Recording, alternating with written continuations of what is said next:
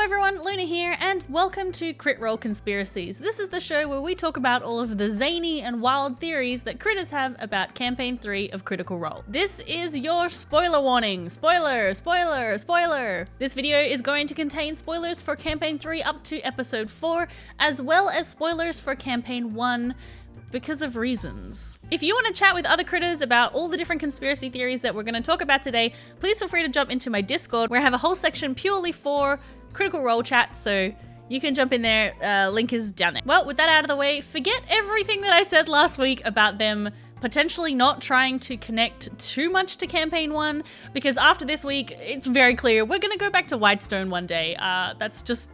It's going to happen. There was so much talk about Whitestone this week, so much talk about Vox Machina, like, we're going to see it. I'm excited for it. Now I need to finish Campaign 1. I'm like listening on 2x speed. Just let's go.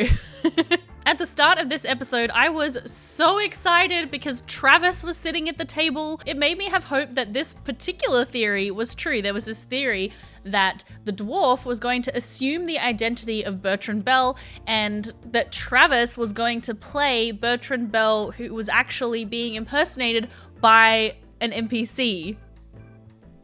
That would have been so cool. But unfortunately, all of those hopes were dashed because Travis left the table after the announcement, so... meh. There were so many great theories about who Travis's character is going to be in the comments of the last video. Lots of people were gunning for a werewolf. Apparently Travis has a thing for werewolves. A lot of people especially were keen for a blood hunter werewolf. I think it would be really cool to see a blood hunter in Campaign 3, so, you know, that's absolutely a possibility. A lot of people were also putting their money on Artificer, especially because Matt put the word blast in all caps in the tweet that we talked about last week. So an artillerist... Is that how you say that? An artillerist artificer could be what Matt was referring to when he said blast. Or maybe he was just calling back to Eldritch Blast. I can't do that voice, sorry. Now, I personally don't think that this theory is true, but a lot of you out there were hoping that Travis's new character would be the child of Sir Bertrand Bell and Levitel, who was a character from a one-shot. That apparently there was a bit of romance there. I have a feeling that if that was the case, Travis might not have played Bertrand in such a troll-like fashion as he did. It definitely felt like Bertrand was supposed to be a little bit of a joke character, so I think he maybe would have put a little bit more depth into Bertrand if he was going to play his child. I don't know. Although having said that, I'm saying that like Bertrand had no depth, but I was like crying over his death because I fell in love with him in 2 episodes, so... You know, there's that. Personally, I am 100% convinced that Travis's character is going to be Ashard Brescio, who is the man that Aurum is looking for, otherwise known as the Anger. It just makes perfect sense to me. So we found out via a conversation between Aurum and Lord Esteros that the Anger was a bodyguard for a family here in Marquette, House Luminous. I thought he said House Ludinous as well. Was that just me? And I was like, Ludinous?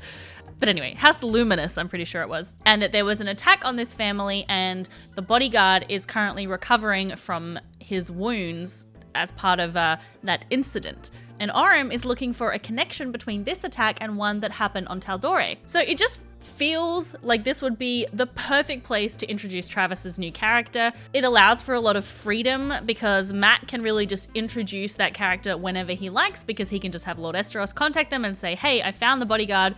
You can go and talk to him like in an hour, and then that will be a great place to introduce Travis's character. It's also building up a lot of intrigue and mystery, and I think it's just, I don't know, I think I'm right. Cut to me eating my words in 3 episodes time, but you know, this one, I don't know, I feel pretty confident about. It's really interesting. The first couple of episodes, you know, we were still sort of just getting to know the setting. We were sort of getting our first introductions to the characters. And now it really feels like the story is kicking off. This episode, it felt like we got a lot of clues. They got some different leads. We met some new NPCs. By the way, I know the Shadow Baker screwed them over and we should all hate him. But like, honestly, I need more Shadow Baker in my life. Why can't I have a Shadow Baker? Just like lurking around my house being like, do you want pastries? Here are my pastries. I'm really good at making pastries. I just loved that character. I thought it was the most ridiculous thing I'd ever seen, and I loved it. I want more of it. Hopefully they turn out to be a good person. Maybe?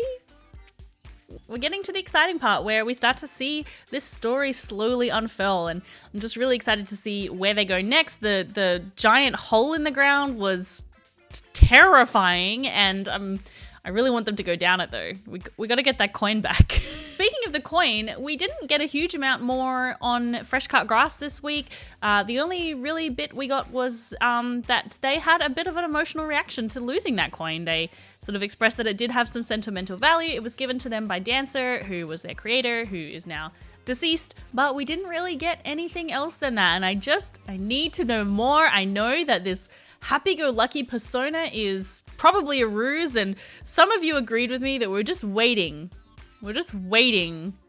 for the dark side to drop. One theory I saw in the comments last week was that Ashton is actually responsible for the murder of Fresh Cut Grass's party. There's no denying that there is a little bit of suspicious stuff going on with that incident. I mean, why was Fresh Cut Grass the only one who was left alive? You know, what are the chances of Ashton finding them? It's just, I really can't wait to delve into that. I think it's going to be very interesting. I really enjoyed Ashton this week. I think Ashton gives such a youthful energy to the group.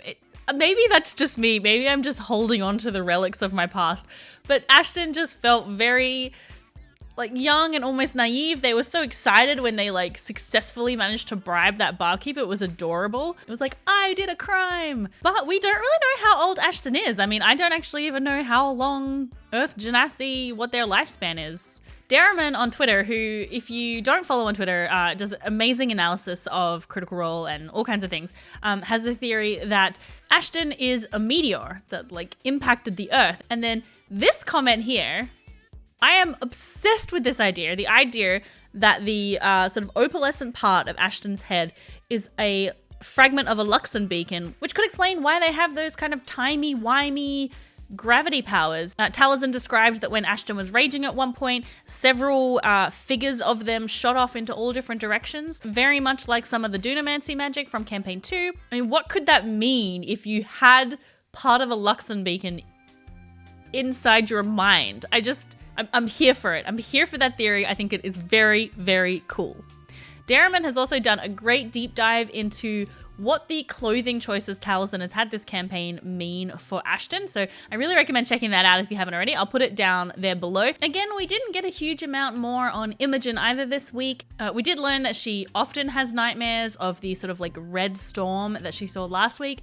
But it was the first time that another person had appeared in them when she had that dream about Bertrand kind of walking into the maelstrom. And she revealed that the voice that she heard saying, Imogen, run, she believes to be her mother's voice. And so I think at the moment her mother, as far as we know, is still alive because she was kind of questioning, or she started to, I think before the conversation shifted, started to question, is my mother dead because I saw Bertrand in my vision and he is dead? And I've been having these visions of my mother's voice. So it'd be interesting to learn what her family history is. Do any of her family have these same kind of telepathic abilities that she does? What is the information that she and Lordna are looking for? What do you think it could be? Let me know in the comments. Oh my god, this freaking bug will not go away. And speaking of her telepathic ability, we actually saw that it seems like maybe the Shadow Baker has something similar. The Shadow Baker noticed when Imogen was doing her mind powers and did not appreciate that, which is part of the reason of why he sent them off into this trap. Maybe we'll be seeing that character coming back in as some way of Imogen finding out, more about her powers if that's the information she's looking for. We haven't really talked about Dorian and Fern very much, and I think that's because we haven't seen a lot of them yet outside of EXU in terms of, pulling things from their backstory and those kinds of things. But I do want to say that the scene where Dorian is charming the tiefling to get information out of him was so endearing and so much fun. And, I think Robbie has had some really, really bad luck with his dice rolls, and it was nice to see something actually succeed. And Fern is just such a delight to have at the table. It's really fun to see Ashley play such a impulsive character who just doesn't care and who just doesn't really have an idea of what the societal norms are. I think she's playing it really well, that it's just enough sort of chaotic energy to kind of keep the party on their toes, but it's not too detrimental to the party, although I guess how this episode ended we could say differently. But yeah, I'm enjoying that kind of chaotic chaotic element. And I'm so glad that we got to see Mr. That was very exciting. We got to see Mr. in this episode, which is great. All right, lastly, you know who we're going to talk about. We're going to talk about Laudner again, because hats off to Marisha. Despite the fact that we had a character die last week, and most of you came to this video because you were looking for more information about Bertrand's death, pretty much all we can talk about is Laudner. Who is she? Everyone is so interested and intrigued by her, and so just Marisha, you're amazing. Now, some of you very kindly pointed out that the timeline is actually wrong for Laudner to be one of the bodies hanging from the Sun Tree in Whitestone. Yeah, I got my timelines wrong. I'm always happy to be corrected about things like that because I'm not an expert on a scale from 1 to Danny Carr. I'm probably like a 3. So I will always happily take your kind corrections with an emphasis on kind. We value kindness here. So I think we can pretty safely scotch that theory from our conspiracy board. However, a lot of people are still holding on to the idea that she's either a Derolo or a Briarwood. A theory that I saw pop up a couple of times, which I think was really interesting, is that Laudner is Melanie Derolo. So Melanie Derolo was an ancestor of Percy's who was kicked out of the family, essentially. Or was she killed?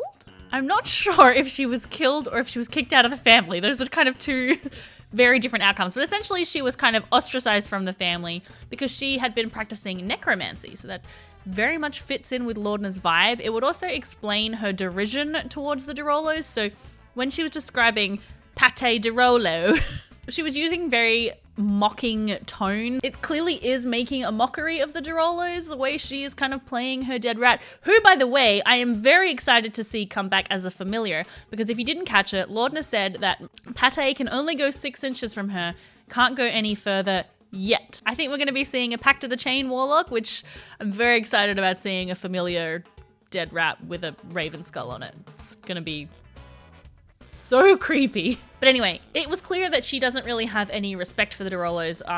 She doesn't hold them in any kind of great esteem, which would make sense if she had been kind of cast out from the family. Someone also pointed out, and I'm sorry, I can't remember who it was, but someone in my Twitch stream pointed out, and by the way, once a week on Twitch, we get together and we talk about all these theories. So if you want to talk about them live with me, please join me on my Twitch channel. Link is down there. They pointed out that Laudner made Pate in a time when she had been alone for a long time and she didn't have anyone to talk to.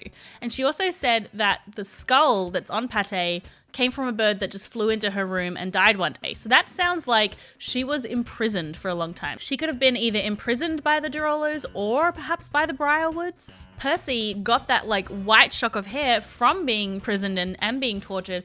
And so it kind of maybe aesthetically, that's how she's gotten hers as well. And lastly, one more theory about Laudner's patron, because quite a few of you pointed out that the Hag Mother would be a fantastic patron for Laudner, and it would kind of make a lot of sense, and it would be really fun because we didn't get to explore hags that much in the last campaign for reasons, so this would be a great way to kind of tie that back in potentially and to have that kind of hag vibe that we didn't get to have last time. I'm very excited to see what is going to keep happening with this group. I'm falling in love with them more and more every episode.